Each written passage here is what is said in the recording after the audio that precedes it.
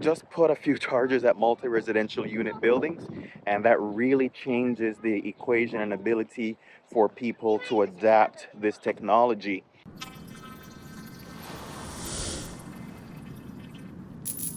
Hi everyone, you're joining me from a chilly Zhengzhou, China, and I actually found a Mach-E here charging, slow charging. And why I actually want to talk to everybody about this today is they've heard me say before that I'm a massive supporter of an increase of level 2 charging at multi-residential unit buildings. If you look behind me, there's a bunch of high rises from the college campuses around here, and there's lots of residents in these buildings. And what I actually have behind me is a very long bank of level 2 chargers to support the residents that live in these buildings. We have them built along this fence here, and I can see the power box that's actually behind the Mach-E. What we're going to do now is simply take a walk along this fence and get a rough estimate. We're going to take a walk along this fence and get a rough estimate for the amount of chargers that are here. Of course, along with all of these chargers, you're going to want to have some security, which makes a lot of sense. And on the way back, maybe we can take a closer look at all of the types of different EVs that they actually have here charging. Simply having the charger there against the back of the fence, people are able to pull in forward, pull in backwards. As well, when you have enough chargers, it's not every EV that needs to charge every night. For example, we've got several that are on the other line, the other bank, not charging there, and there's actually still empty spaces for chargers. So let me see, I'll back up a bit. This would probably be close to 80 meters or so of chargers from this point that I am here all the way to the corner. Yeah, that's really close to 100 meters of chargers there, and roughly I think that makes it 5, 10, maybe 20 chargers. I don't have an exact count. I'll probably grab that exact count and put it up on the screen on the way back. I also want to keep walking down. I'll see if there are any more chargers here as well on the other side of the parking lot. While I've been here as well, I got to look at an area in the city that has DC fast charge. I see the EV chargers and I had to stop. You might not be able to hear me because of that speaker that's down there, but here they've got their power cabinet going. This is a really tiny Hello Kitty that's doing its thing. If you see how tall I am next to this Hello Kitty car. And then over here we've got a BYD coming out this. So it's a BP Pulse. A BP Pulse charging station. I'm looking at 1, 2, 3, 4, 5, 6, 7, 8 hubs out here, and each of them got 2 connectors, right? Just here in the middle of the city. Got skyscrapers, buildings over there.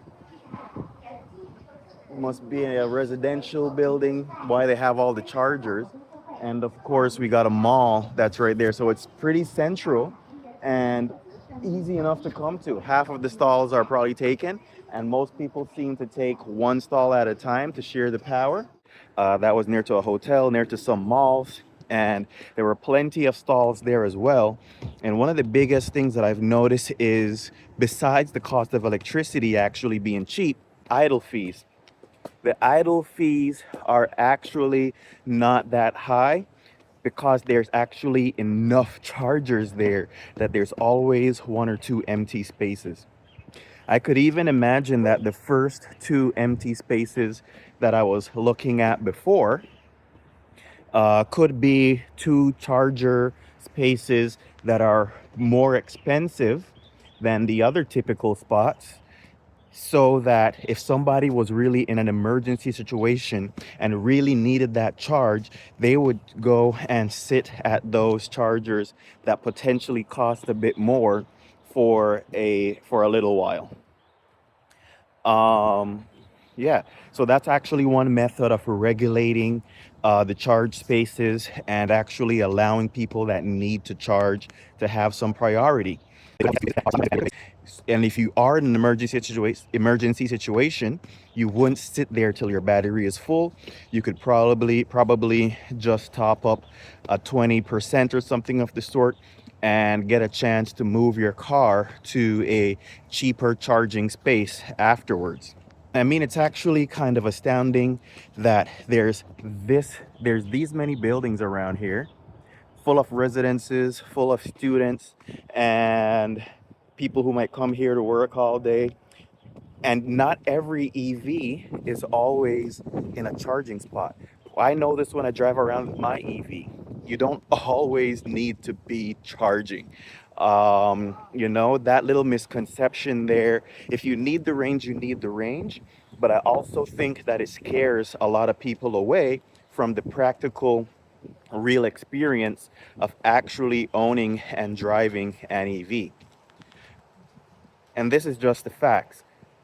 It's cold here today. It's been cold. There's not necessarily as much snow and precipitation as there usually is for us in Atlantic Canada.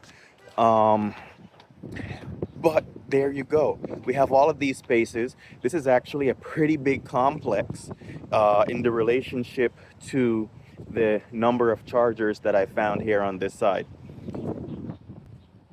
Just put a few chargers at multi-residential unit buildings, and that really changes the equation and ability for people to adapt this technology that allows you to travel the same distance for cheaper than you have to do on gas, than you can do on gas. Um, DC fast charging, relying on that, is a convenience that you need for your road trips and quick turnarounds. But all you got to do is install the chargers, and there's a lot of hesitancy. There's a lot of hesitancy and resistance to installing chargers, which it makes it even harder. If you can't charge, I get it. You're not going to get an EV.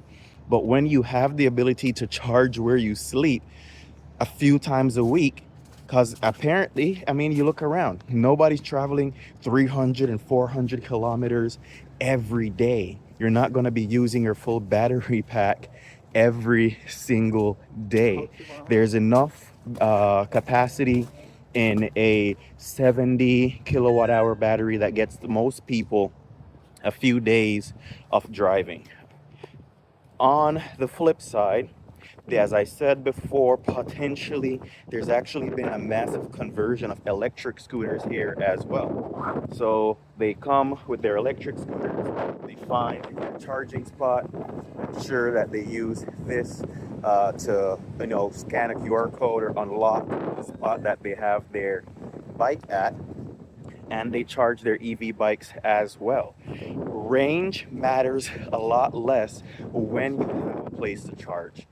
And that's just a practical look at a small bank of level 2 chargers that allows goodness knows how many people here to drive an EV in confidence, even if it's cold and snowy. Until next time, this is $1 Cents. Let's stay connected.